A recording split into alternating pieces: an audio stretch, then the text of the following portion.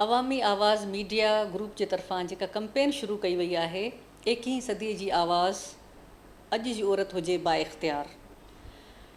इन तहत मुंहिंजो मैसेज इहो आहे त इहो स्लोगन सॼे जेकी औरत मार्च 2020 शुरू थी रही आहे 8 मार्च ते, उनखे समराइज़ करे थो। जेसि ताईं असांजी औरत बाइख़्तियार न थींदी, असांजो मुआशिरो बैलेंस ई नथो थी सघे, छो जो पूरे दुनिया जी जेकी पॉपुलेशन आहे उन में 51 पॉइंट समथिंग औरत जी पॉपुलेशन आहे। जेकॾहिं 51 पॉइंट समथिंग जी पॉपुलेशन खे तव्हां साइड में रखे छॾींदो त तव्हांजी इकोनॉमी कॾहिं बि स्टेबल न थी सघंदी। मां सिर्फ़ु पाकिस्तान ई न पर पूरे ग्लोब जी ॻाल्हि थी कयां। ऐं UN जेको स्लोगन ॾिनो आहे त प्लानेट 50-50 बाय 2030, उहो मुमकिन ई कोन्हे जेसिताईं औरत बाइख़्तियार न थिए। छो जो हीउ जेको असांजो ग्लोब आहे, जंहिं ते असां रहूं था हिन दुनिया जे ॻोल्हे ते, अधु जी अधु आबादी जेका अधु खां थोरी मथे आहे, उहा बाइख़्तियार न थींदी त मुआशिरो कॾहिं बि प्रोग्रेसिव, हेल्दी, एजुकेटेड ऐं इंडिपेंडेंट थी न सघंदो। सो इन जे लाइ ज़रूरी आहे त असां हिन स्लोगन खे भरपूर प्रोमोट कयूं, प्रैक्टिकली बि, सिर्फ़ु वर्बली न। जीअं तव्हांजे साम्हूं कई असांजूं सिंधी ख़वातीन, चाहे उहो ॿी ॿोलियूं ॻाल्हाईंदड़ ख़वातीन पाकिस्तान जे अंदरि, सिंध जे अंदरि मुख़्तलिफ़ इदारनि जूं सरबराह आहिनि।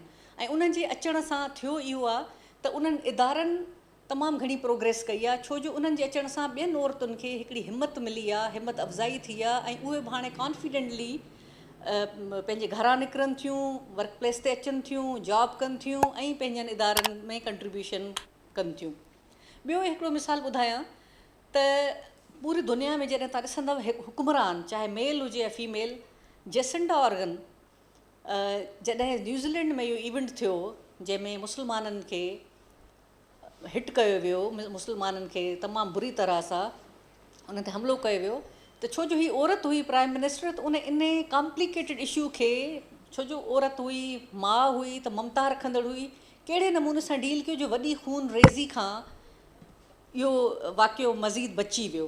साॻी तरह हाणे जेका प्राइम मिनिस्टर आई आहे फिनलैंड जी, उहा चवे थी त वर्क जेको हुजे उहो हफ़्ते जे 7 ॾींहंनि मां सिर्फ़ु 4 ॾींहं हुजे, बाक़ी 3 ॾींहं तव्हां सभई पंहिंजी फैमिलीज़ सां रहो, पंहिंजी हेल्थ खे ॾिसो, पंहिंजे ॿारनि खे ॾिसो।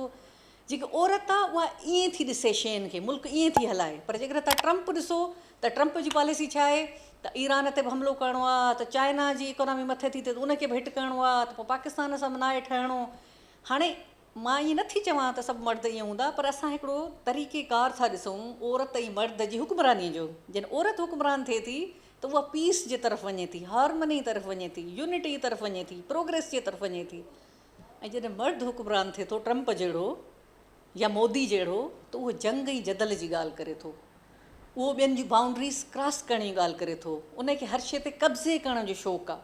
त मां सम्झां थी त हीउ जेको नारो हयो वञे थो हाणे, जंहिंजी कैंपेन शुरू थी आहे, 21वीं सदीअ जी पुकार, अॼु जी औरत बाइख़्तियार, इन जे तहत यकीनन चेंज ईंदो, ऐं चेंज कहिड़ो, इनकलाब ईंदो। विज़िट कयो अवामी आवाज़ मीडिया ग्रुप जी वेबसाइट awamiawaz.pk